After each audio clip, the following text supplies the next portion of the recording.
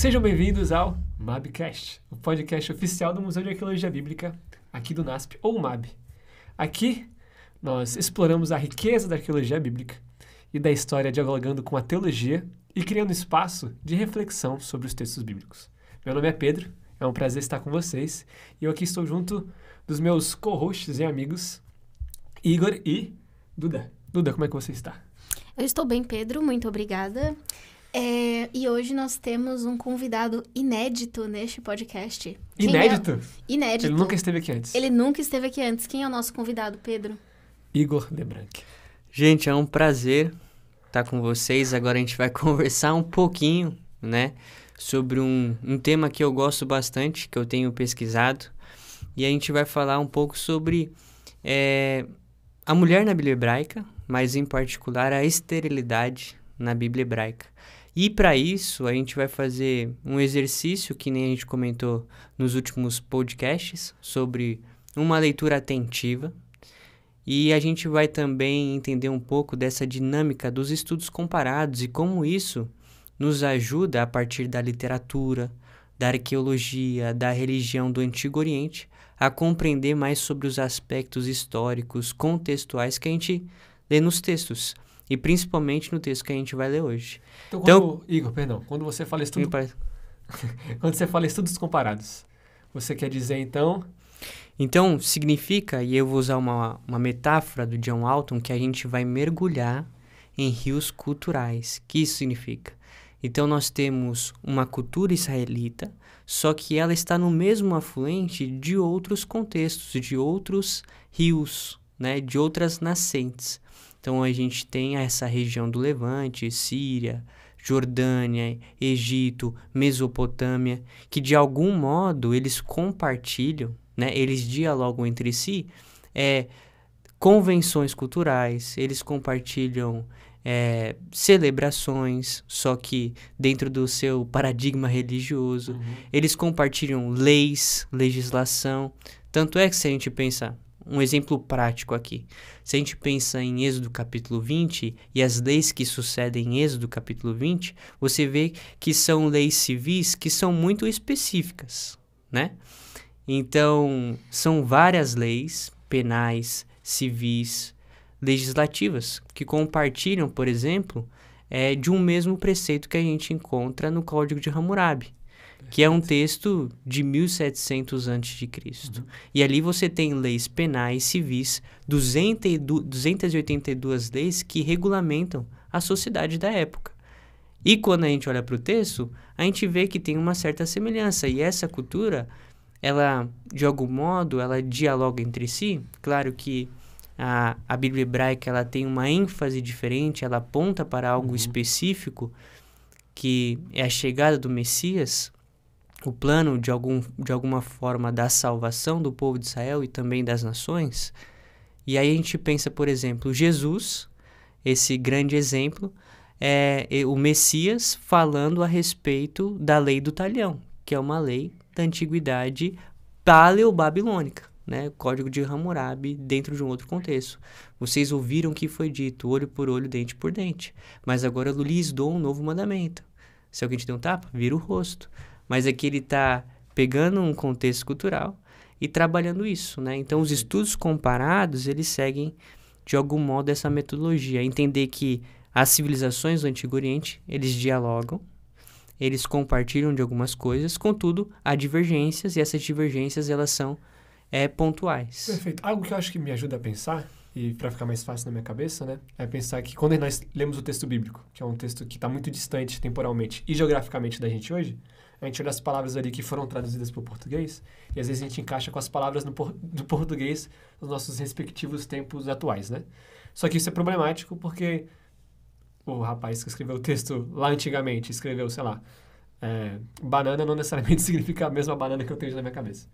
Então, quando a gente olha aos textos que estão em volta, enriquecem esse mundo que a gente está tão distante da gente, né? E faz a gente poder entender um pouco mais essa linguagem em comum, que é uma linguagem diferente do que nós temos, né? Então, acho isso importante. E, Igor, antes de você continuar, uma pergunta que eu acho que é interessante também para os nossos ouvintes. O que te fez estudar a questão da mulher na Bíblia hebraica, a questão da esterilidade? De onde surgiu esse interesse? Ótima pergunta. É curioso que no curso de História, eu cursei História, né? Eu formei em 2021, aqui no NASP. E eu lembro que tinha algumas matérias optativas sobre História das Mulheres. E a gente entende que ela tem um nome, né? Ela tem um título que a gente chama de História Silenciada, a História das Mulheres. Então, o resgate, a historiografia do estudo das mulheres é algo assim que não é, entre aspas, novo, mas é algo assim que vai se tornando inédito à medida que você vai pesquisando. Então, sempre tive interesse, né? Eu achava interessante estudar a história em outras perspectivas, com outras literaturas. Então, eu gosto muito das poetas Adélia Prado, Cecília Meirelles. É uma leitura que muito se aproxima da questão do sagrado. E quando a gente olha para a Bíblia hebraica, parece, e aí eu junto as duas falas que a gente teve, que alguns textos, algumas narrativas das mulheres, elas são muito pontuais, como de Raquel. A história de Raquel acontece aqui, que nós vamos estudar, em um ciclo narrativo do capítulo 29 ao 31, e ela aparece no capítulo 35. É muito pontual, mas só que não só o seu silêncio, mas a sua história, ela reverbera muito. Ela é cara para o povo de Israel. Então, se a gente pensa, por exemplo, no profeta Jeremias, para falar sobre o clamor que não é consolado, ele fala sobre o clamor de Raquel, né? E isso ressoa na mentalidade hebraica. Isso, de algum modo, deve ressoar no leitor.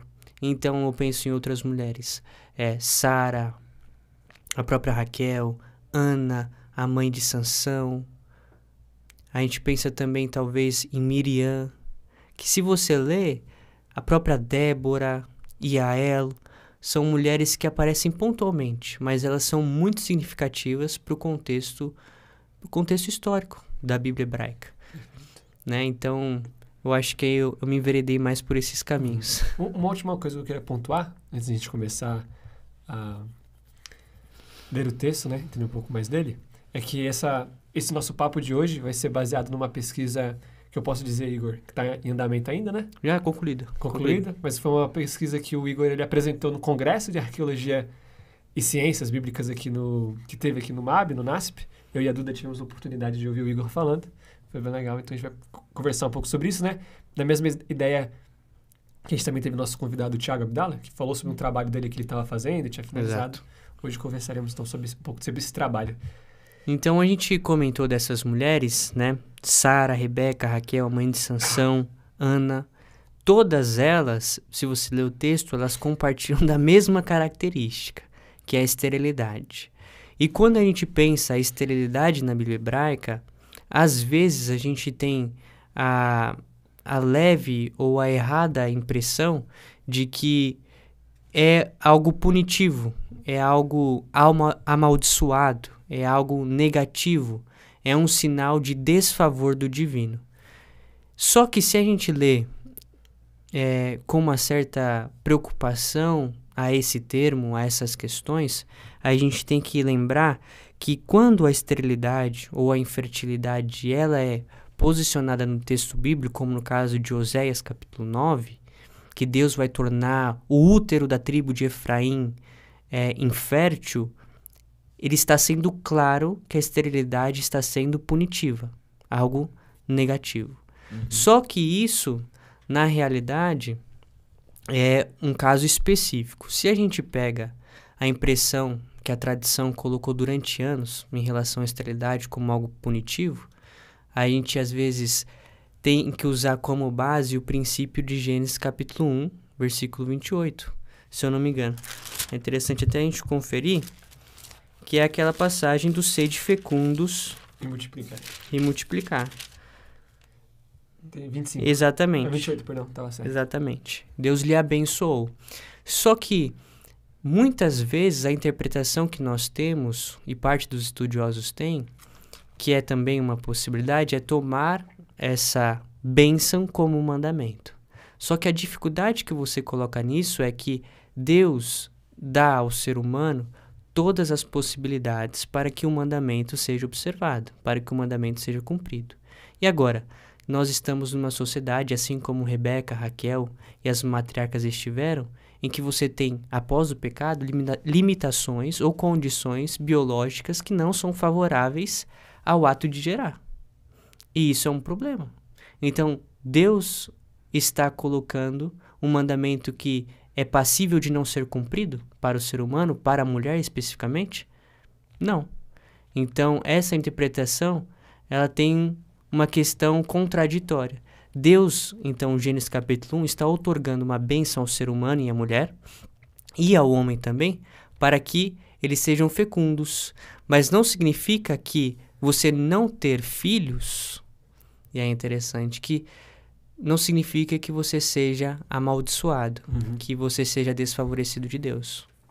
Então, tem essa questão, né? Perfeito. Qual narrativa exatamente que nós vamos... Qual capítulo que nós leremos hoje juntos, então? Gente, nós vamos ler o capítulo 29. Vamos ler apenas para caracterizar Raquel. Então, né? isso é algo muito importante, né? Quando a gente está lendo a Bíblia atentivamente. Isso.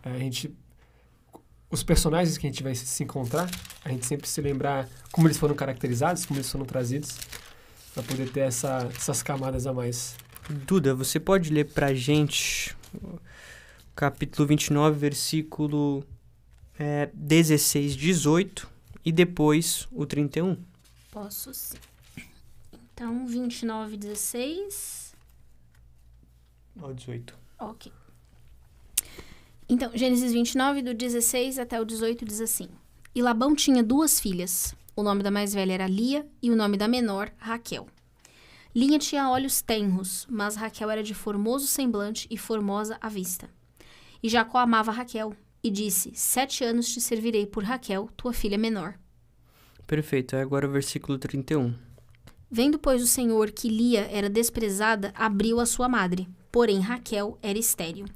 Então aqui a impressão que a gente tem de cara de Raquel e Lia, e nós conhecemos a história um pouco de Jacó. Jacó está fugindo do seu irmão, ele passa por um processo que a professora Susana Schwartz da USP disse de emasculação, né? Então ele é um homem vulnerável nesse momento, ele chega como alguém que não pode proporcionar nada, e é Raquel que de algum modo ela tem a iniciativa, né, para dar água, para tirar a pedra que estava ali no poço, para dar água para o rebanho. E é interessante que Raquel, ela é descrita como uma pessoa, depois a gente conhece, muitas das vezes, como uma pessoa impaciente, uma pessoa que age pela sua própria consciência. E é interessante que o nome Raquel em hebraico é ovelha, né? Então, imagina um leitor hebreu, um leitor israelense, olhando para o texto e Raquel, a ovelha, aquela pessoa que você não espera muitas ações, a proatividade, e a gente sabe que daqui a pouco a gente vai conhecer um pouco mais sobre essa personalidade. Só que o texto, ele é claro, Jacó amava Raquel, e Raquel era quem tinha a beleza, ela era formosa. Faz uma caracterização, parece meio antagônica, né? Exatamente. Tem uma que é amada, bela, não sei o que e tal, e a outra que é... Exatamente. Então, a beleza, de algum modo aqui, e aí por isso que a gente leu o versículo 31, a beleza, e eu continuo com esse texto da esterilidade na Bíblia hebraica, da professora, que ela diz que a beleza, ela se opõe à fertilidade, ao passo que o amor se contrapõe à maternidade. Então, a gente vai ver Lia, de olhos caídos, significando que ela era feia, que ela era sem graça, enquanto a gente vê Raquel, que era bonita, formosa, só que Raquel não podia ter filhos, enquanto Lia, ela tinha a possibilidade de gerar. E você tem uma noção também do divino como sendo aquele que faz ser possível gerar, né? Exatamente. Aí tem uma questão, que a esterilidade na Bíblia hebraica, se a gente define o conceito, por que eu não estou falando infertilidade? Porque são dois conceitos distintos, mas que compartilham, né, talvez da mesma ênfase. A esterilidade, vamos supor que ele é o guarda-chuva maior. Dentro da esterilidade, a gente tem 3 características. A infertilidade, que é o ato de você não conseguir gerar. Nós temos o desenraizamento da terra e a impotência. Então, é interessante que na Bíblia hebraica você entrelaça a história do patriarca errante, ele é residente temporário, com a história da matriarca que é estéril. Então a esterilidade não está ligada só à figura feminina. Não, está relacionada justamente ao ciclo narrativo do patriarca e da matriarca entrelaçados. Então os dois fazem parte dessa... Exato. E aí a gente tem uma condição exatamente. que ela é instaurada por Deus, assim como ela tem a intervenção divina. E aí é interessante, porque a gente foge um pouco daquela questão da maldição, daquela conotação da punição, mas... E aí eu reforço, né, a frase da professora. Ela diz que a esterilidade é a travessia pelo desprovimento, é o espaço para Deus agir. A esterilidade, de alguma forma, alimenta a esperança. Então, essa é a esterilidade. E quando a gente pensa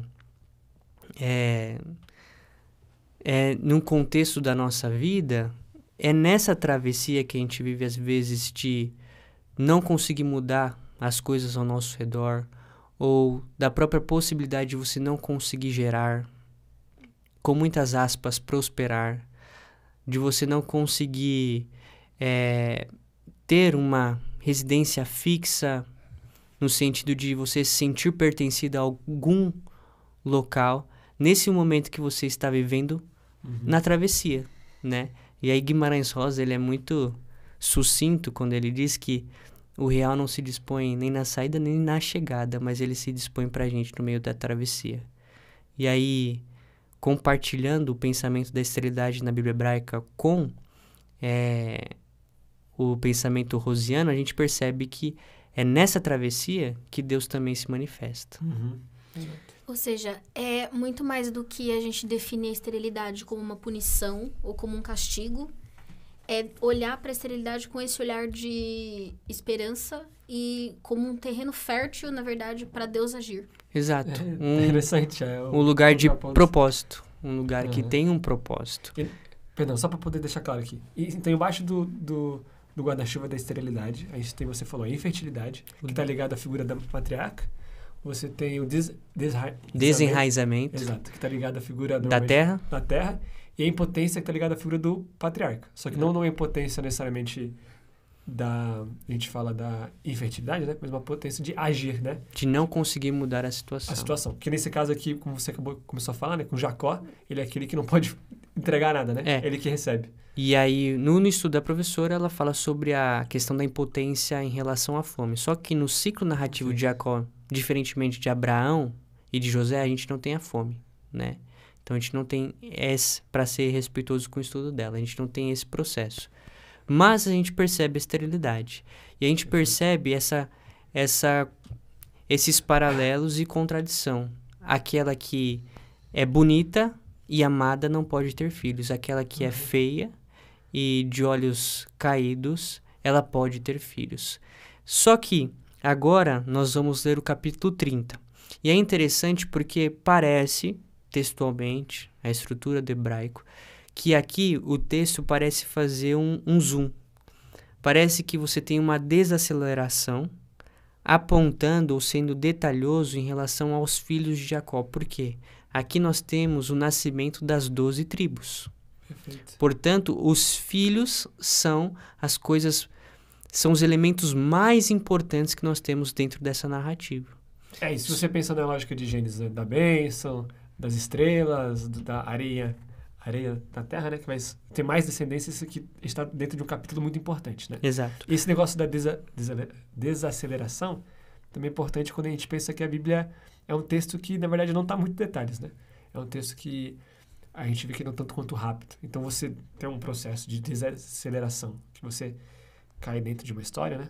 E foca ali vários versos para um intervalo pequeno, é algo que também nos chama atenção e se torna importante dentro da narrativa. Então vamos ler o capítulo 30, versículo 1. Vendo Raquel que não dava filhos a Jacó, teve Raquel inveja de sua irmã e disse a Jacó: dá-me filhos, senão morro. Então se acendeu a ira de Jacó contra Raquel e disse: Estou eu no lugar de Deus que te impediu o fruto de teu ventre? O clamor de Raquel, nesse contexto, ele acompanha uma compreensão das experiências das mulheres estéreis no Antigo Oriente. Por quê? Se você não tinha filhos, você estava num estado de vulnerabilidade. Não só social, mas de identidade também.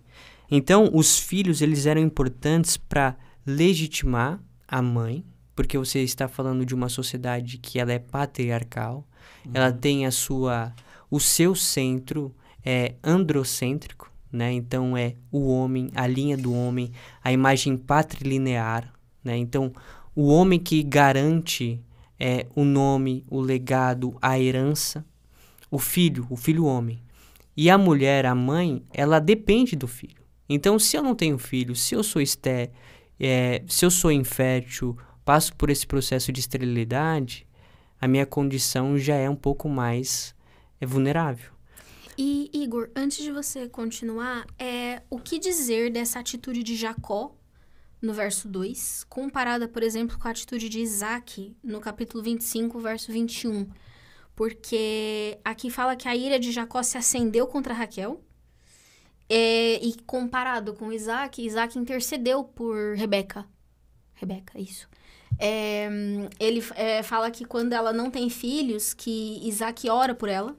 E aí a gente tem esse contraste. Eu sei que, né, o tema é a questão feminina, mas me chamou a atenção esse contraste de Jacó com Isaac. É super curioso, né? A gente tem Isaac, um personagem que vai, de fato, ser responsável em relação à questão da sua descendência. Essa preocupação que ele tem com Rebeca. E Jacó, ele... Não é que ele deixa de ser menos religioso, mas ele toma uma atitude diferente de Isaac. Porque Jacó, a resposta dele é teológica. Como assim eu estou no lugar de Deus para te dar filhos? Raquel, ela tem a imagem ainda, o homem vai gerar, o homem vai me dar filhos. Mas Jacó aponta assim, o problema não é comigo, o problema é com Deus.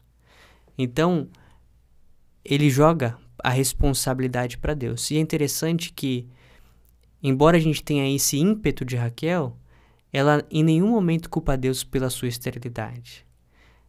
E aí ela começa a tomar algumas atitudes para superar a sua esterilidade. Eu acho isso interessante, né? Você falou, o Jacó, ele, vamos dizer, ele joga para Deus, né? Fala, quem sou eu, tá ligado? O problema é Deus que resolve.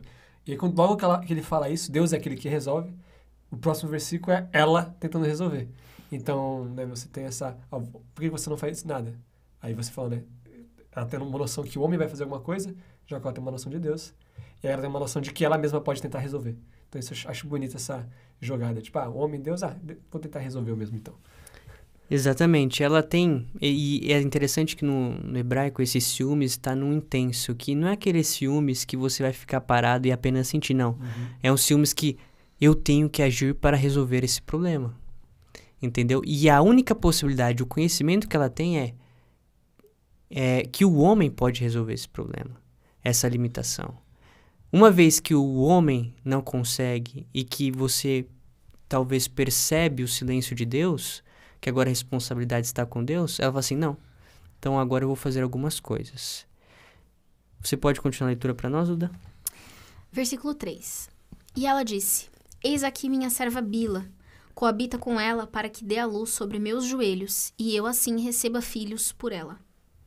Assim lhe deu a Bila, sua serva, por mulher, e Jacó a possuiu.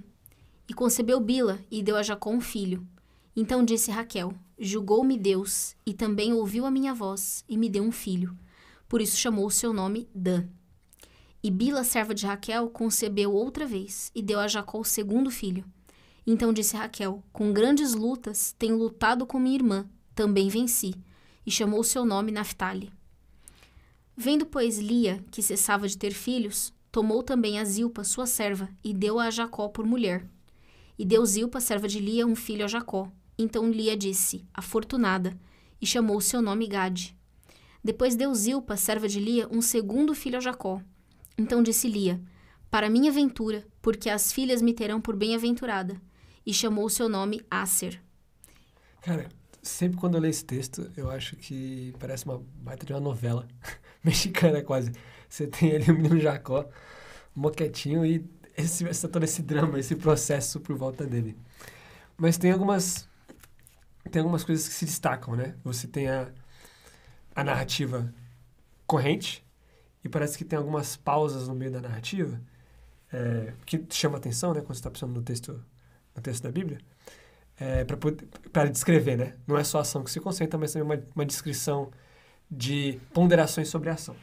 Então, por exemplo, na primeira vez aqui que a gente vai ter o contato entre a resolução de Raquel de chamar Bila, diz ali, aproxima-te dela e que ela deu à luz sobre meus joelhos, por ela também eu terei filhos. Cara, eu fiquei pensando aqui, mano, sobre esse processo do joelho. Você tem algo a dizer sobre? É interessante que quando a gente lê o texto, às vezes sem olhar para os contextos históricos, parece não ter nenhuma função específica. Soa esquisito, né? Soa esquisito, porque está aqui.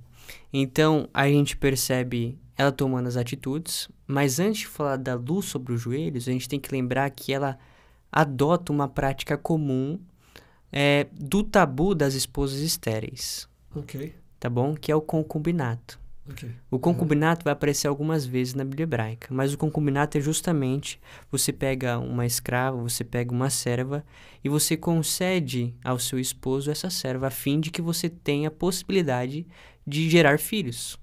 Lembra? Afinal, os filhos garantem a segurança, garantem a economia, garantem a proteção do clã. Então existe um método de conservar isso se der errado, vamos dizer assim. Exatamente. Isso está de alguma forma mais ligado às nações pagãs? Ou a gente vê isso também, historicamente falando, nas nações hebraicas? Porque geralmente se vende muito essa prática como algo pagão, né? Quando se fala disso em cultos e etc. Isso procede ou historicamente é uma coisa que culturalmente acontecia com todas as nações daquela época? Então, a gente lê algumas histórias na Bíblia, como Sara e Agar, a gente lê a própria história de Ana, que nós temos a prática do concubinato. Talvez seja algo tolerado, né, por Deus dentro do seu contexto. Mas aqui, no capítulo 30, nós temos o concubinato também como uma prática que vai ser levada, vai ser vigorada por Jacó e por Raquel. Perdão, uma coisa que me ajuda a pensar, Igor, é que, por exemplo, você não tem aqui uma nação, né? Então você não tem... Você tem clãs, né? Você tem clãs. E esses clãs, eles fazem parte, se a gente pensa na lógica de Abraão saindo de Ur, né? De um contexto maior, né? E eles seguem-se, pensando assim, né? Os contextos desses povos que eles estavam, né? E as leis desses povos, provavelmente. Exato. Então, e no Antigo Oriente, você também tem leis em relação ao concubinato, onde você conceder servas para gerar filhos. E a primeira esposa, ou a esposa principal, ela tinha consciência de que ela tinha que suportar de algum modo esse desconforto. Isso é interessante porque às vezes poderia causar rupturas na casa, mas elas estavam dispostas, pois garantiam assim o benefício do filho para o seu lar. Se eu não me engano, o Código Hammurabi tem uma seção só sobre isso. Exato. Então, a partir do concubinato de Bila, nós temos esse elemento de dar a luz sobre os joelhos. E o ato de dar a luz sobre os joelhos, ele é curioso porque ele pode estar associado à fertilidade. Então, assim, você tem a parturiente, a pessoa que dá filhos, que está parindo, né? E às vezes... A parturiente é que está parindo. Okay. Então, ela ficava... tem algumas descrições, alguns arqueólogos, historiadores escrevem que ela ficava como uma espécie de banco, um banco de pedra, né? E a pessoa ficava de joelhos abaixo dela, no caso aqui seria a Raquel, e o filho nasceria no colo de Raquel. Okay, tentando imaginar a imagem, ela está sentada num banco de pedra. Raquel faz a figura da parteira nesse caso. Exato, sentada recebendo, de algum modo, a fertilidade. Só que além da fertilidade, poderia ser também adoção. Então, é como se ela estivesse trazendo legitimidade a esse filho bastardo. É um processo quase quanto simbólico. Exato. Então, você tem algumas leituras.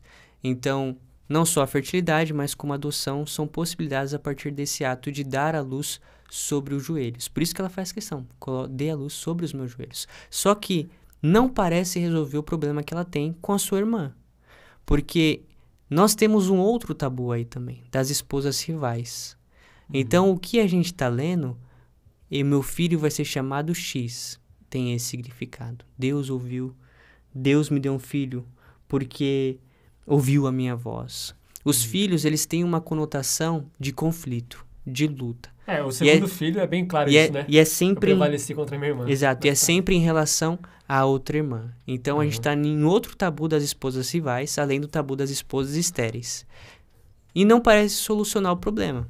E a gente pode continuar a leitura. Mas então essa fala dela, né? Sobre os joelhos, é uma ação nessa tentativa proposital de Raquel de conseguir a fertilidade através dos meios próprios, né? Então você falou no começo, né? Que Raquel ela é caracterizada como alguém de ação, normalmente quando a gente pensa, né?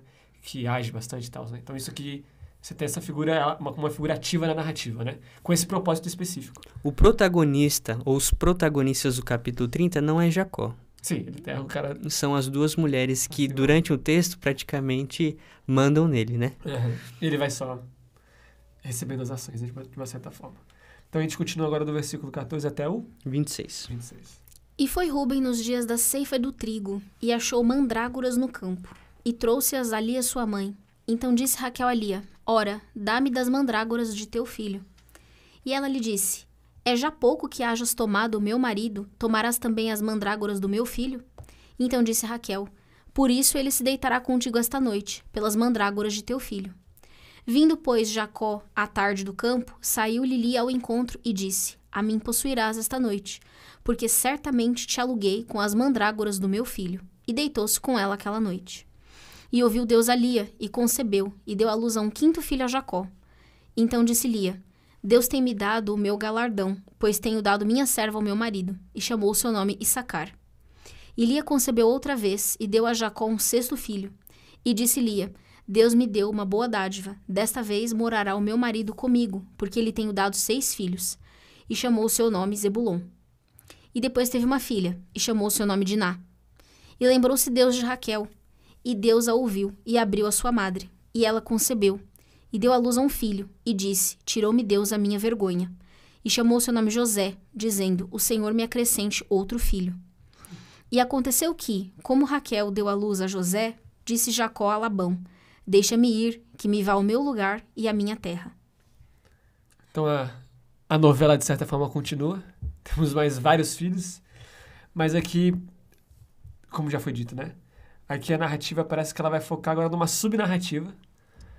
E essa subnarrativa tem a ver com mandrágoras. E agora eu te pergunto, Igor, o que são mandrágoras? Então, a segunda atitude de Raquel, no versículo 14 que a gente vê aqui, ela tem uma atitude para combater a esterilidade dela, para superar também. Que nem a primeira. Exatamente. Dos joelhos, né? Há uma crença no Antigo Oriente, e aí você tem algumas literaturas em relação às mandrágoras, ou a gente pode chamar no termo hebraico dudaim. As dudaim é justamente dud, é amor, paixão.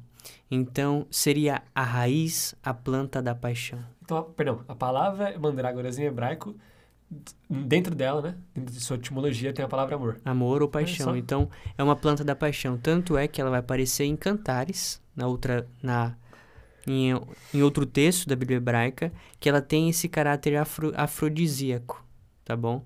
De estimulante, de estimular. Então, as mandrágoras que são encontradas por Rúben é, na realidade, mais um ato no qual Raquel ela vai ter a iniciativa para ter para si. E aí a gente continua perseverando naquele tabu. Raquel é a esposa que é amada, que é bonita, mas não pode ter filhos. E Lia é aquela que tem os olhos caídos e pode ter filhos. Então, Raquel quer superar esse obstáculo. Então, vou pegar as mandrágoras do filho de Lia, da outra, para ter os meus filhos.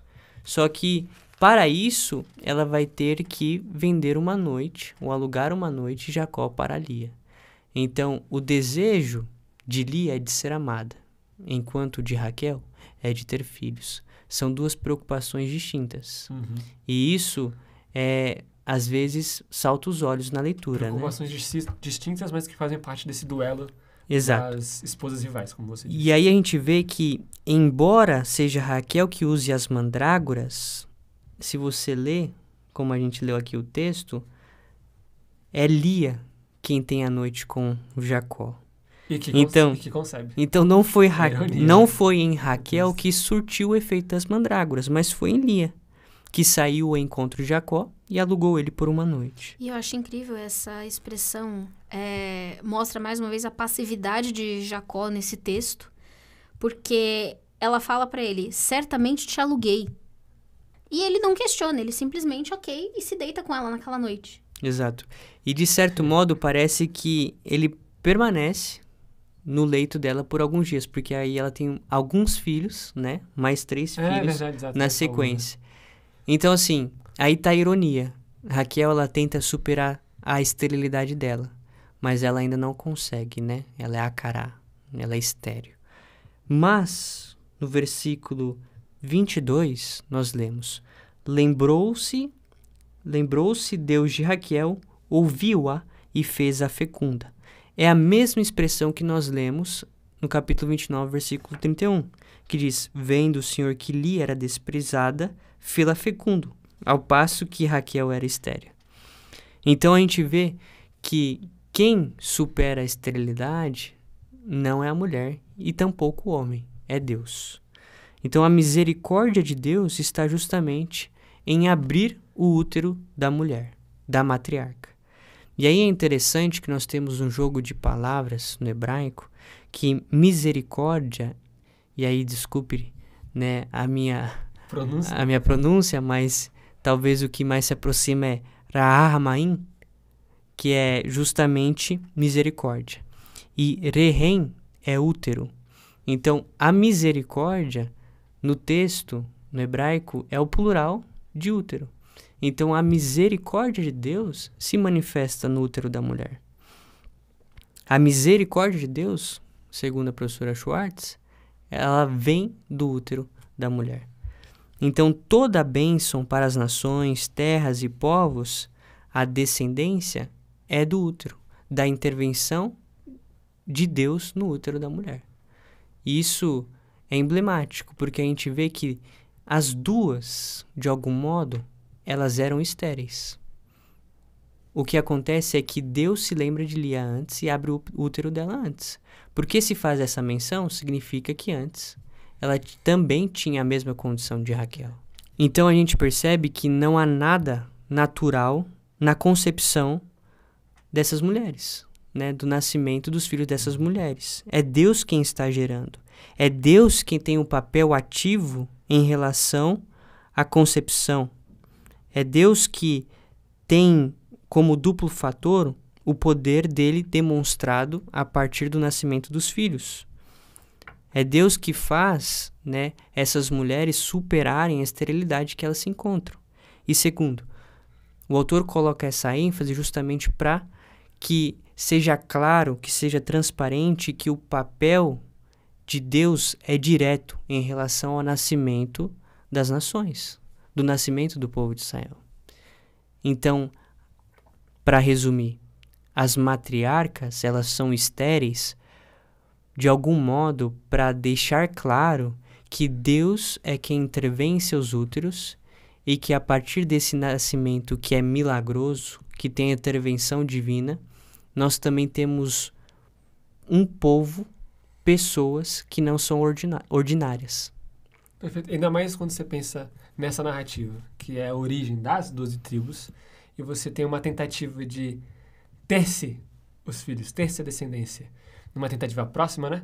Como a gente viu aqui, como foi colocado, que o falar sobre os joelhos e as mandrágoras seriam essa... Quando se passa o texto por cima, você pensa que, tudo bem, o que é isso não me importa muito. Mas lendo atentativamente, né, e com esse contexto cultural, percebe que é uma tentativa de Raquel, então, de ter os filhos, de possuir. Então, agora, na origem das 12 tribos, você tem a matriarca tentando possuir os filhos, porém ela não consegue dessa forma. Só consegue ser através da lembrança de Deus e através da misericórdia dele, que é ligada ao próprio útero. Então é legal essa dinâmica, né? É realmente isso que você coloca, né? Vendo desse jeito, dá pra ver que realmente não é algo... A visão que o texto quer passar, né, que não é algo natural. A fertilidade sempre vem como uma ação divina. Sempre é ele que sopra o ruá e que faz o ruá poder, que seria o espírito, né? A alma vivente, o sopro. Exatamente. Que faz ser possível. Perfeito. E pensando ainda na história de Raquel, Igor, outro dos momentos emblemáticos que a gente tem ligados à figura dela é a questão dos ídolos. Porque a gente sabe que, partindo do capítulo 30, logo depois ali do nascimento de José, Jacó tem toda aquela questão com Labão, de se separar, de ir embora, de voltar para a terra dele. E aí a gente entra no capítulo 31, ele consegue fugir, Labão vai atrás, e uma das coisas que Labão fala é que Jacó teria roubado uns ídolos, né, ídolos domésticos, que obviamente não foi Jacó, mas a gente descobre que é Raquel que roubou esses ídolos. Então, como que isso se encaixa em toda essa história de Raquel? Qual é o significado desses ídolos? O que isso pode trazer pra gente dentro dessa narrativa que a gente tá falando no podcast de hoje? No versículo 19 do capítulo 31, a gente lê que Labão, tendo ido Labão fazer a tosquia das ovelhas, Raquel furtou os ídolos do lar que pertenciam ao seu pai. Parece, assim como os outros elementos culturais que a gente leu, que não há uma função narrativa para ídolos do lar, a não ser despertar a curiosidade ou o interesse de Labão em ir atrás de Jacó e da comitiva, né? Mas os ídolos do lar, se a gente pensa em todos aqueles elementos que a gente falou sobre esterilidade, infertilidade, impotência e desenraizamento, eu talvez sugiro uma leitura que talvez se aproxime dessa conceitualização, que os ídolos do lar, e a gente bem sabe, no MAB a gente tem estatuetas sírio-hititas, que é um império aí de 1700 a 1200, e que compartilham de uma mesma leitura ou de uma mesma legislação em relação aos ídolos do lar. A gente bem sabe que esses ídolos, essas posses, essas estatuetas, elas podem representar documentos jurídicos, oficiais em relação ao domínio sobre uma terra. Então, uma leitura que é possível de se fazer em relação à prática de Raquel aqui em roubar os ídolos dela, ainda que seja possível que esses ídolos sejam legitimizados em relação ao pai passar para o filho masculino, uma possibilidade que a gente faz é que Raquel tenta assegurar a herança, a autoridade do seu clã, do seu pai, roubando esses seus ídolos, tá bom? Então, os ídolos do lar, que a gente consegue ler através dos tratados de Nuzi, né, que são textos hurritas, a gente tem essa dimensão. Então, os ídolos podem representar posses de terra, documentos de alguma forma judiciais, e Raquel ela tenta garantir a herança para sua prole mediante ao roubo que ela fez. Exato. Só deixando claro, né? Existem textos, por exemplo, eu não vou lembrar exatamente qual agora, mas que a posse da terra, né? Então, o filho ter a terra do pai, tem todo um processo judicial lá no texto, mas fala que ele conseguiu ter a terra por causa que ele tinha um desses respectivos ídolos do lar. E assim ele pôde realmente ficar com aquela terra, né? Então era como se fosse uma escritura de um certo ponto de vista. Perfeito. Fazendo um processo análogo, né? Mas o que nos chama a atenção, né, para finalizar um pouco sobre o ciclo narrativo de Raquel, é que... E é a forma que finaliza, né? Que é Exato. Belo e irônico ao mesmo tempo. É que, embora ela seja condicionada à posição de esterilidade, no princípio, ela morre devido à fertilidade e não à esterilidade. E ela fala isso, né? Isso que é surpreendente, eu acho que é o mais irônico de tudo, porque o texto bíblico é muito belo, né? Ela fala, me dê um filho, senão morrerei. E eu não sei se achou que tá com o texto aberto aí, para poder ler, Igor? O capítulo 35, o versículo 16, deu à luz Raquel um filho, cujo nascimento lhe foi a ela penoso. Em meio às dores do parto, disse-lhe a parteira, não temas, pois ainda terás este filho. Ao sair-lhe a alma, porque morreu, deu-lhe o nome de Benoni, mas seu pai lhe chamou Benjamim, filho da minha mão direita. Então, aquele que Raquel deu o nome de filho da minha dor, né? Logo na hora de morrer. Na hora de morrer, Nossa. embora ela tenha clamado por um filho, agora é chamado de filho da minha mão direita. Ele foi renomeado por Jacó. Então a gente vê essa personagem que ela, de algum modo, é uma heroína dramática. É uma heroína que tem altos e baixos, Que age. que tenta superar os obstáculos da esterilidade da sua vida para conseguir garantir legitimidade à sua memória, mas ao seu clã também. Mas de altos e baixos, né? De contradições. Mas é interessante que o seu silêncio, de algum modo, como a gente falou no começo do podcast, ele permanece e ele é lembrado pelo profeta, é lembrado no Novo Testamento, né? Em Mateus, quando fala do choro, né, da cidade de Belém.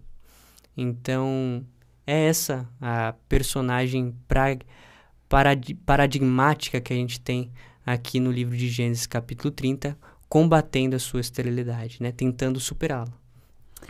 E, Igor, para nós finalizarmos o episódio de hoje, tem mais alguma coisa que você gostaria de acrescentar sobre a história de Raquel, sobre a questão da esterilidade?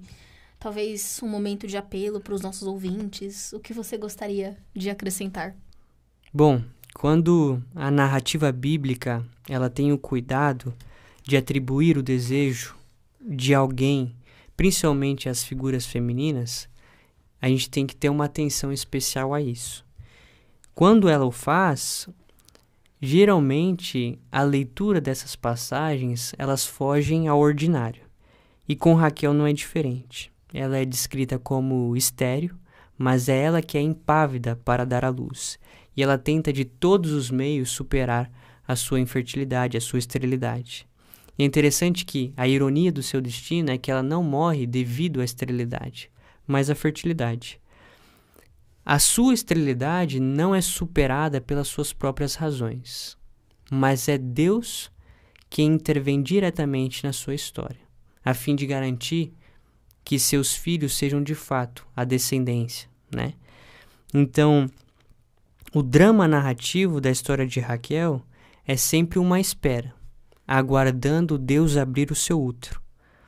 E como nós, leitores da Bíblia hebraica, leitores de sua vida, nós somos constantemente surpreendidos por isso. Embora ela tenha tentado superar os obstáculos com todos os meios que ela tinha, e isso é interessante porque nos ensina que nós não devemos ficar inertes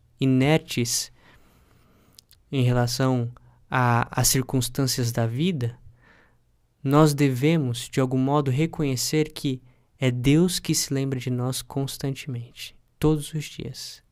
Mas quando Ele se lembra e Ele quer agir na nossa vida, Ele tem poder para superar qualquer obstáculo que para nós antes era intransponível. Pô, Igor, muito obrigado. Obrigado, Duda, também, por estarmos juntos aqui, trocar essa ideia. E é isso. Obrigado também pelo ouvinte, por ouvir nossas palavras por alguns minutos. E a gente se vê no próximo Mobcast.